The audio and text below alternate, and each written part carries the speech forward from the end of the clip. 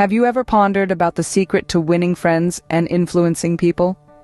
Well, the answers lie within the pages of a book that has stood the test of time.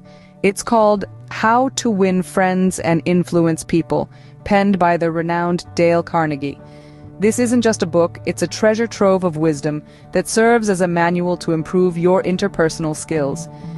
This timeless classic, first published in 1936, has sold millions of copies worldwide and continues to be a favorite among self-help enthusiasts. Carnegie's book is not about manipulation or deception, rather it's about understanding people, respecting their opinions, and fostering meaningful relationships. The crux of the book lies in mastering human relations, a skill that is as valuable today as it was nearly a century ago. Its relevance is undeniable, resonating with readers across generations and cultures. So, let's delve into the key points of this timeless masterpiece. Carnegie's first part delves into the fundamental techniques in handling people. Let's unpack these principles. First up, we have avoiding criticism. Carnegie advises against criticizing others, as it often results in resentment rather than improvement. Instead, he promotes understanding and sympathy, arguing that people are more likely to change their behavior when they feel understood. Next, we move on to showing genuine interest in others. This principle encourages us to take a genuine interest in the lives, interests, and opinions of others. To Carnegie, this is one of the most effective ways to build rapport and foster positive relationships. Finally, we come to arousing in the other person an eager want. In essence, this means understanding the needs and desires of others and showing them how they can achieve these through cooperation. These principles, when applied, can significantly improve our abilities to win friends and influence people. And remember, this is just the beginning. Now that's just the start. There's more to come. Ever wondered about the secret sauce to making people like you? Well, Dale Carnegie's book, How to Win Friends and Influence People, offers 6 key principles to help you accomplish just that. Firstly, it's all about showing genuine interest in others. Not just a passing nod, but truly understanding what makes them tick. Secondly, never underestimate the power of a smile. It's the universal language of friendliness. Third, remember names. It's the sweetest sound to anyone in any language. Fourth, be a good listener. Encourage others to talk about themselves.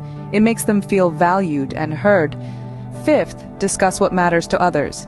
Your interest in their passions can build an emotional connection. Lastly, make the other person feel important. A bit of appreciation and recognition can do wonders for their perception of you. Isn't that insightful? But wait, there's more. Navigating through disagreements can be tricky. Carnegie has some advice for that too. When we're caught in a difference of opinion, it's easy to dig our heels in, but Carnegie suggests showing respect for the other person's opinions. Instead of dismissing them, listen. Seek to understand their perspective. It's also crucial to admit when we're wrong. Pride can be a barrier to progress, but humility paves the way for mutual understanding. Carnegie also advises letting the other person do a great deal of talking. It's not just about proving our point, it's about fostering a dialogue, a give and take. Another insightful principle is letting the other person feel that the idea is his or hers. People are more likely to embrace an idea they believe they've contributed to. Finally, Carnegie suggests appealing to the nobler motives.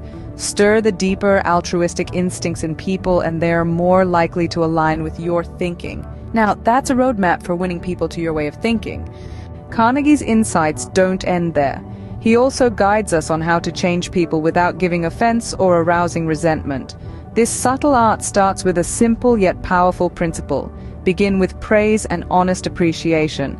This approach sets a positive tone, making the conversation more receptive.